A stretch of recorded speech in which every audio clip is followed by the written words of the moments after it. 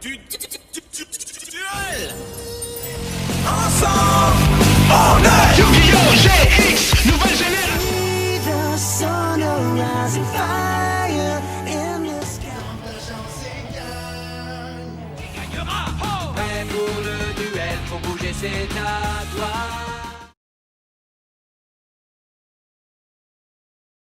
Et wesh les boys, c'était le Kissniver pour la chaîne AFE à force égale, bien sûr. Et aujourd'hui, on se retrouve enfin, je le dis enfin, depuis le temps que je vous l'ai dit. Je ne me rappelle même plus. Je sais que c'est dans la vidéo où j'affronte Marsouin avec son deck Majou, avec lequel je l'ai gagné avec Rika. Et je me rappelle plus de ça fait combien de temps qu'il fallait que. Mais enfin. Cette vidéo, elle est là, elle est enfin là. La decklist Rika, elle est ici. Mais avant de commencer, deux choses. Oui, deux choses, comme mes doigts. Premièrement, on a ouvert un Discord. Donc, le lien du Discord sera en description. Vous pouvez nous rejoindre pour discuter avec nous. Ou même faire proposer quelques duels qu'on pourra faire soit pour la chaîne ou soit pour le fun. Genre, soit sur des sites spéciaux comme Nexus ou bien sûr Dueling Book ou Percy, ou soit en face à face, on peut se retrouver. Et deuxièmement, j'ai une chaîne, on peut dire une chaîne secondaire, mais j'ai une chaîne personnelle pour ma part, où dans lequel je joue à beaucoup de vieux jeux, des jeux rétro gaming. On y joue pour le fun et c'est nickel, donc si jamais tu as le temps, n'hésite pas à jeter un œil aux deux liens en dessous et dans la description. Allez, on va commencer maintenant. Je vous arrête de pas. Allez, de tout comme de rien. On commence avec 3 personnages dans le deck, qui est l'un des moteurs. L'un des moteurs qui va nous permettre d'invoquer le top monster du deck. Et tout simplement, pour l'invoquer, il faut sacrifier un monstre plante. N'importe. Et on peut invoquer cette carte et une carte autre, monstre plante, de la main. En plus, ce que vous pouvez faire, vous pouvez activer son deuxième effet durant le même tour. C'est tout simplement, vous pouvez cibler un monstre. Et le monstre que vous avez ciblé, tous les monstres que vous contrôlez sur le terrain deviennent du même niveau que le monstre ciblé. Donc c'est pas mal pour faire quelques exercices. Je vais pas plus trop m'attarder sur son effet. Mais c'est nickel. Ensuite, on joue de Elbor, la Ferrika. Tout simplement, ça c'est la Entrap. C'est une sorte de entrap pour le deck qui dit tout simplement si notre adversaire active un effet de monstre et qu'on contrôle et tant qu'on contrôle un monstre Rika, on peut tout simplement là c'est sacrifier cette carte de notre main ou terrain face recto, annuler l'effet. Et si cette carte est dans notre cimetière, on peut sacrifier un monstre plante et l'invoquer en position de défense, mais on la bannit si on fait ce cas-là. Bien sûr, on ne peut qu'activer chaque effet par tour. Ensuite, on passe à Mudan. Mudan aussi, l'un des moteurs. Mudan, qui est tout simplement pareil que personnage. On sacrifie, enfin, pareil, vite fait. En fait, c'est simple. On sacrifie un monstre plante, on invoque spé depuis notre main. Et si elle est invoquée normalement ou invoquée spécialement par l'effet d'un monstre plante, tout simplement, on peut ajouter une carte magie ou piège Rika de notre deck à notre main. Très très bien pour aller chercher la carte magie que je vous parlerai juste tout à l'heure. On joue Erika, une autre entrap. Enfin, moi je la considère comme une entrap, tout simplement car elle dit si jamais on attaque un monstre et qu'une attaque implique un monstre plante, on peut la défausser de notre main et notre monstre plante augmente de 1000 d'attaque et de défense ce tour-ci, ce qui est pas mal du tout, franchement. Hop. Et puis si jamais on sacrifie un ou plusieurs monstres plantes sur notre terrain et que cette carte est dans le cimetière, on peut l'invoquer spécialement en position de défense, mais on la bannit si elle quitte le terrain. Je joue 3 Primula, et je la mets dans cette position parce que voilà. Si un monstre qu'on contrôle est sacrifié, on peut invoquer spécialement cette carte de notre main en position de défense, et on peut cibler un max 2 monstres plantes qu'on contrôle, et jusqu'à la fin du tour, on augmente leur niveau de 2. Alors vous allez me dire, c'est pas terrible, mais ça peut toujours servir. Franchement, c'est toujours très très bien. Et en plus, on joue sa sœur Cyclamen, juste comme ça pour le délire. Par contre, elle a l'effet inverse, c'est que si jamais on peut sacrifier cette carte et on peut cibler 2 monstres et leur faire diminuer de 2.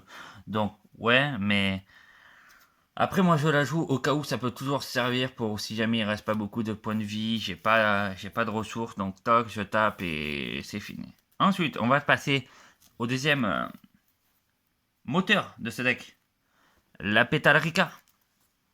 C'est simple. Tout d'abord, durant notre main phase, on peut faire tout simplement la chose suivante. On peut aller chercher un monstre Rika depuis notre deck et l'ajouter à notre main. Très très bien pour aller chercher personnage.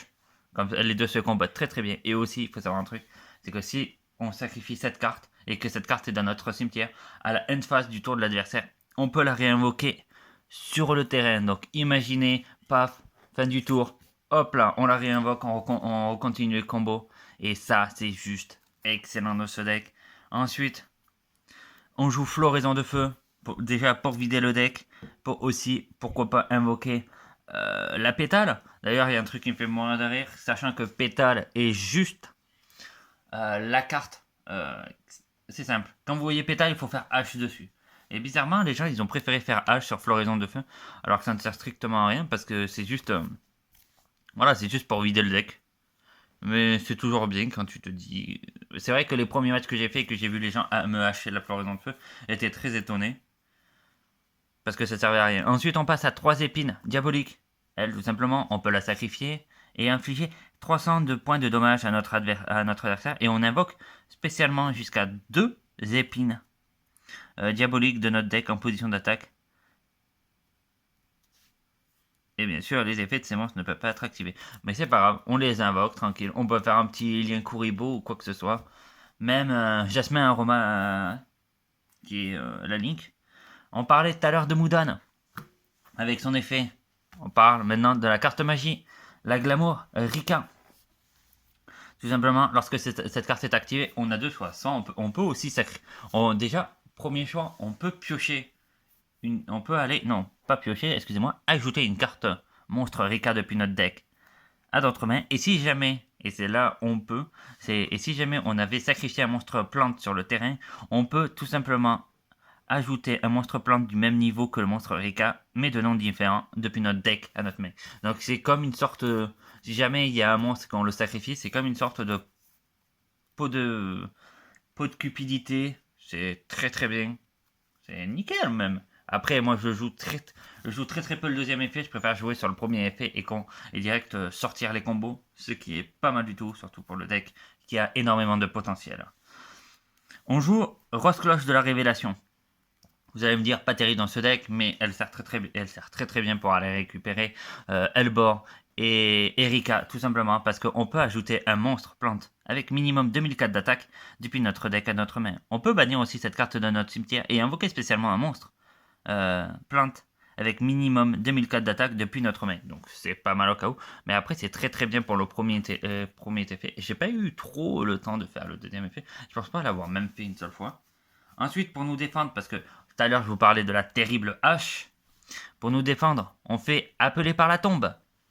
Voilà, tout simplement cette carte. C'est cibler un monstre dans le cimetière de notre adversaire. On le bannit. Et si on le fait jusqu'à la fin du tour, ses effets sont annulés. Et ainsi que les effets activés et les effets du monstre, pareil, qui sont sur le terrain ou du même nom d'origine, tout simplement. Il n'y a pas à tortiller du cul. Vous avez ça dans la main, il y a une hache, colle.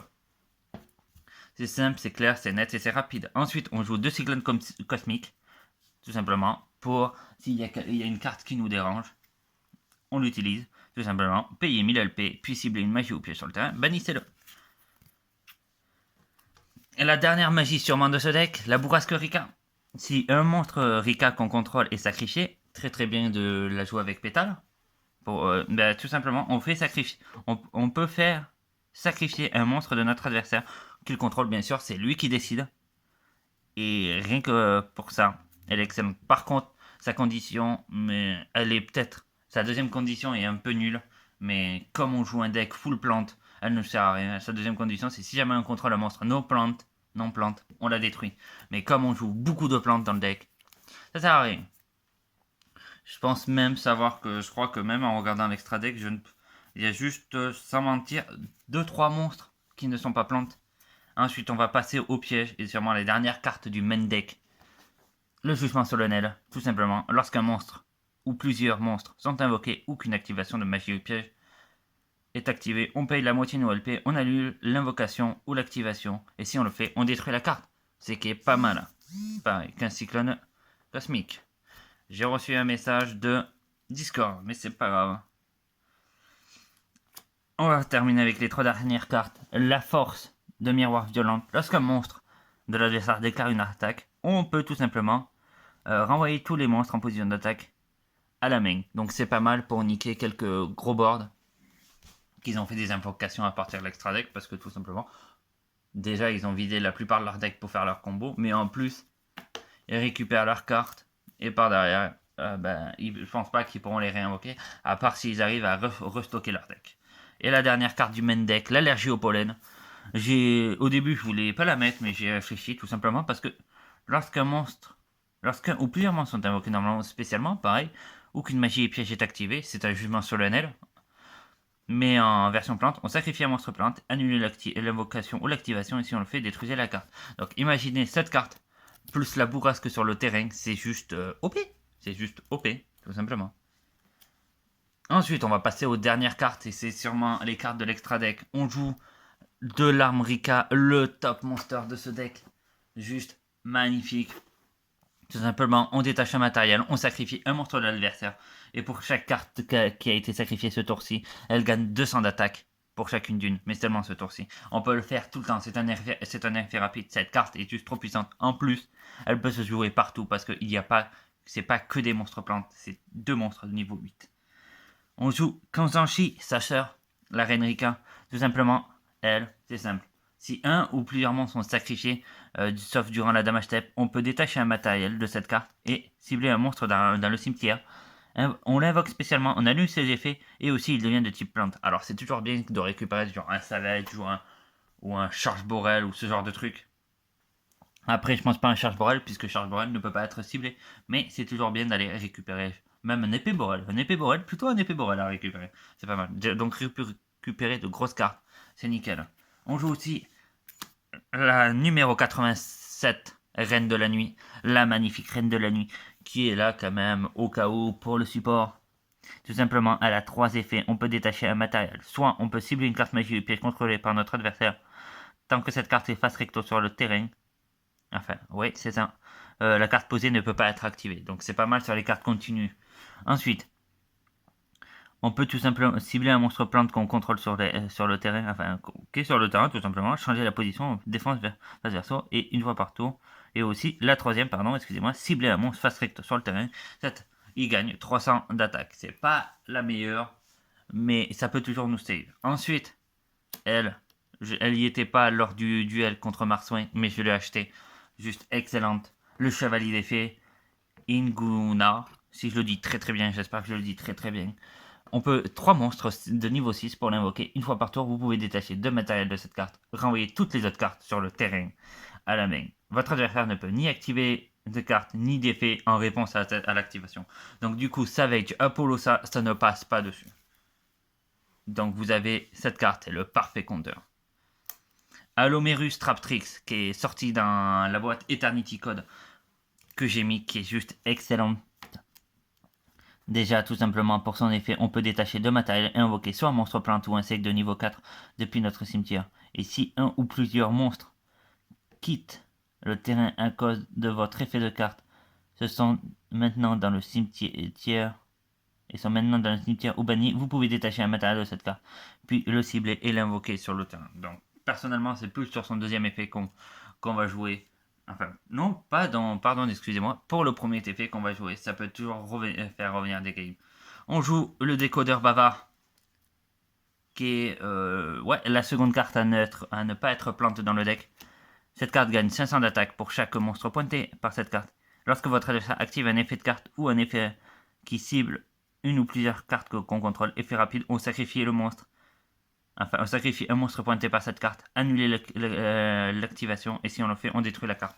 Donc pas mal avec l'allergie du pollen, pas mal avec la bourrasque, et pas mal avec la pétale. Juste excellent dans ce deck, les gens n'y pensent pas, mais c'est juste excellent. De jasmin, aroma, c'est Rafi, comme je vous en parlais tout à l'heure. Tout simplement. Si nos LP sont supérieurs à ceux de l'adversaire, les monstres, les cartes et les monstres plantes pointés par celle-ci ne peuvent pas être détruits au combat. On peut sacrifier un monstre pointé par cette carte, invoquer spécialement un monstre plante de notre deck en position de défense.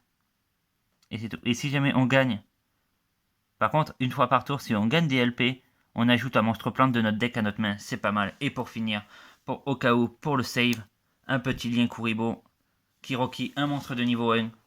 Lorsqu'un monstre déclare une attaque, on peut la sacrifier et jusqu'à la fin du tour, changer l'attaque du monstre attaquant de l'adversaire, bien sûr, à 0. Et si cette carte est dans notre cimetière, effet rapide, on peut sacrifier un monstre de niveau 1 pour pouvoir l'invoquer. On joue très peu de cartes dans l'extra, parce que déjà, j'attends la rang 4 qui va sortir dans Rise of Duelist en août, qui est une carte Rika.